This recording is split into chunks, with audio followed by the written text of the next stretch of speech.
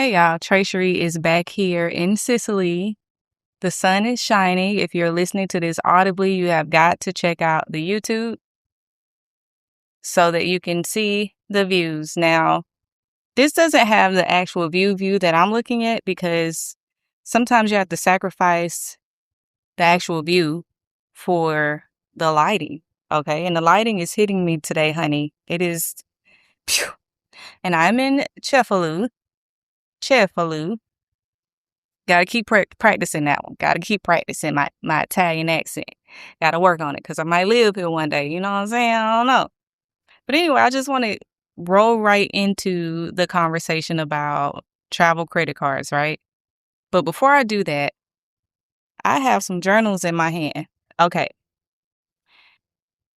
I have a journal ecosystem, just like most women do. I have a journal for every moment in my life. I have a journal for moments in other people's lives. I have calendars. I have books. Okay. We're all living the same life. I know you do too. Okay. We're all living the same life. Matter of fact, if you're going to go get another one, don't finish the ones that you have, sis. Now, with that being said, this one is my longest running journal, the blue one, at least that I still have. And it's almost finished. Like, look at this. Crazy, right? On the back, I was deep in thought, like I normally am. And this one has some moments, okay? Like this is a lot. I was with a guy for 12 years of my life, and this was around the time that I found out that this man might actually still be married. Hold on. I'm being faithful, I'm being a wife, I'm being everything I need to be doing, but he's not honest with me, he's not upfront with me. Because lies of omission are still very much lies, and you could be sued for that, you know? Women don't really use that power the way that we should. We should really be suing these dudes, like for real. But anyway, I was going through it in addition to there's some letters in here to my mom because whenever I go through it with something else, it triggers abandonment in me. Whole nother conversation for another day. And I learned around this time that I need to write letters to people, right? I wrote letters to my mom. The one to my mom is really good. I might actually give it to her. I wrote a letter to my son. And I wrote a letter to my ex. But on the back of this, I wrote a bunch of adjectives to describe me. So that is the homework that I would like to give my audience today. Write down a list of adjectives to describe yourself. My friends that watch this, I'm going to know if they watch this too, because they're going to hear some of these and be like, who you talking about? But this is just how old this journal is. Okay. I am beautiful, anxious, sad, happy, fun, angry, resentful, not friendly, greedy, unorganized, creative, fearless, optimistic, adventurous, great, smart, supportive. It's at least two that I am no longer. Can you figure out which two those are? So that's enough of this one. And on the front, there's a quote that says, "Some people dream of success while others wake up and work hard at it." This is a journal that has a lot of business plans in it. There's a letter from my son in here from school. So this is not serious, but it's so serious to me that I saved it. It says, "People whose opinions I value." It says, "My mom, my dad, my sister, and my friends." Now that he's 19, I'm pretty sure that last one is not applicable. So, because fuck them friends. You just shouldn't value their opinion. It shouldn't hold a lot of weight, until those friendships hold a lot of weight. Till you get a 20, 30-year friendship, mm-mm. But it's a few business plans in here. A couple of them I executed. There's a picture of my son at daycare. But This one is going to segue into our topic. If you're here for the credit lessons learned and you just don't give a fuck about my personal life and talk about the travel, bitch. All right, here we go. I wrote an ebook that's actually on my website right now about my credit lessons learned. I had to learn the hard way. Nobody taught me anything. I will give personalized stories of how I learned about credit the hard way in future episodes. We'll just skip to what I learned for now to keep this under 15 minutes. Okay. Reading straight out the journal, okay? This is old. Obviously, my son preschool picture in here. Keep your credit card balances low, record your due dates, and plan accordingly. You can spend your money on credit cards. Just plan ahead and make sure the balance is low by the due date. I had to repeat that twice for myself to hear. Never miss a payment! Exclamation point. Even when you can't afford to keep the balance low, you should make the minimum payment.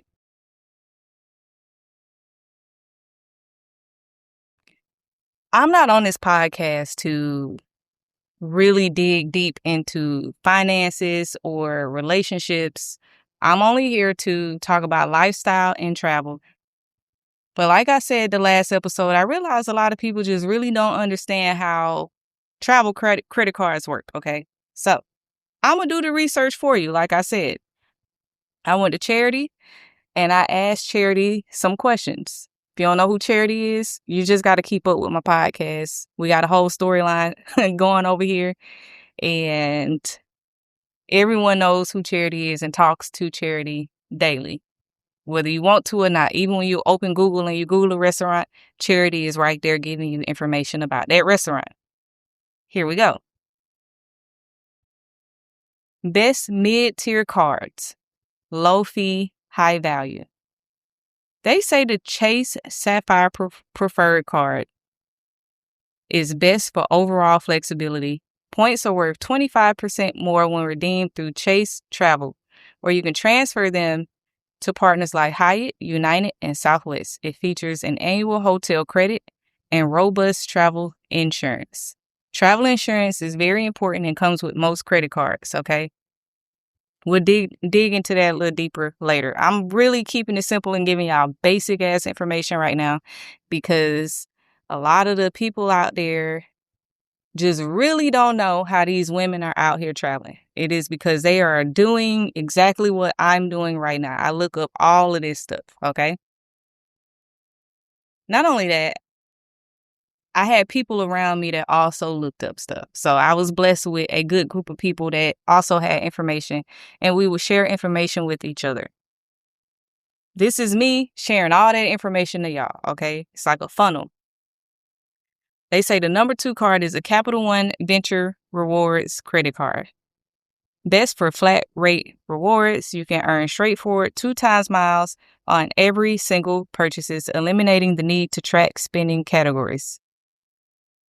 Damn, that is pretty good, actually.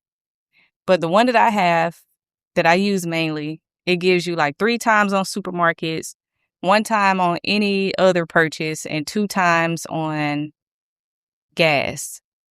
But I get like 5 times the points on a certain airline purchases, right? So that does make it a little bit easy. You don't have to track anything, but you only get 2 times point on everything. So there's a push-pull with that. So these are the best premium cards, luxury and lounge access. Hi, my name is TraCheri. I'm not lowering my standard from here, from this conversation right here, okay? But if you're just getting started, press rewind and go back to those credit cards. And I'm going to go over some no-fee credit cards in a second. But if you are like me, if you want to jump right into what I'm doing right now, this is the conversation you need to be having with me, okay? Capital One Venture X Rewards Credit Card. Best for practical luxury. $395 annual fee. You get a $300 annual travel credit. 10,000 anniversary bonus miles and unlimited access to Capital One and Priority Pass lounges. That's worth the $3.95 fee. If you're going to go on at least 2 trips, that's going to pay for itself. Like, seriously, I'm not even kidding. I wouldn't lie to you. Like, that's going to pay for itself. American Express Platinum card is the number 2, right? Best for ultimate lounge access. It has a hefty $695 annual fee, but gives you access to prestigious Centurion lounges, Delta Sky Clubs, when flying with that airline, and Priority Pass networks, alongside extensive hotel and airline credits. $695 is a lot. We're going to keep this video under 15 minutes. To sum it up, you got to travel at least 4 times a year to make that worth it for you. But it's worth it, okay? It's worth it. You miss a flight, sit in the lounge. Eat for free, drink for free, eat for free, sleep, take a shower. I mean, it's wow. Chase Sapphire Reserved. Best for point value, it features a $300 flexible travel credit that applies automatically to flights, hotels, transit, or parking. And points are worth 50% more when redeemed directly for travel.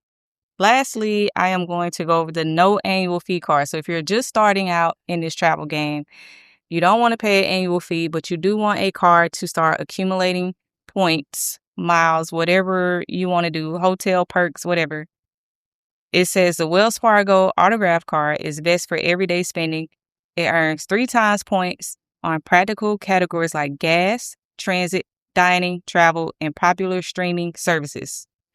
Capital One Venture Rewards Credit Card is the number 2 no annual fee card. Best for simple zero fee structure. It earns a flat 1.2 miles on all purchases with no foreign transaction fees.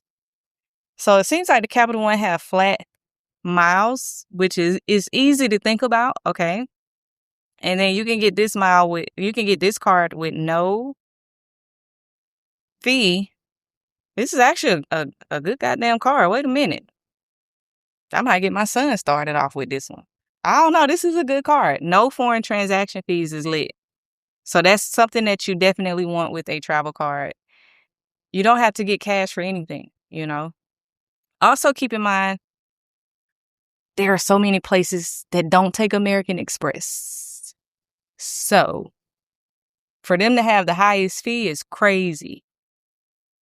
For them, that's all I'm going to say about that, too. I'm just giving you the options. I'm just giving you the options here. That is, in my opinion, the best card to have, though. Any type of Amex Platinum. You can look up whichever one you want. Those are the best, in my opinion, and work the best for me.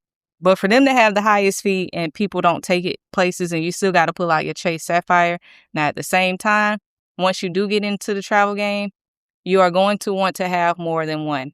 So that is where I'm not going to read it again, but go back to where I had this journal in my hand. You have got to discipline yourself. You cannot go into debt for anything, even if you go open up a Macy's card. Do not max it out. For what? If you ain't got the money, don't spend it. Period.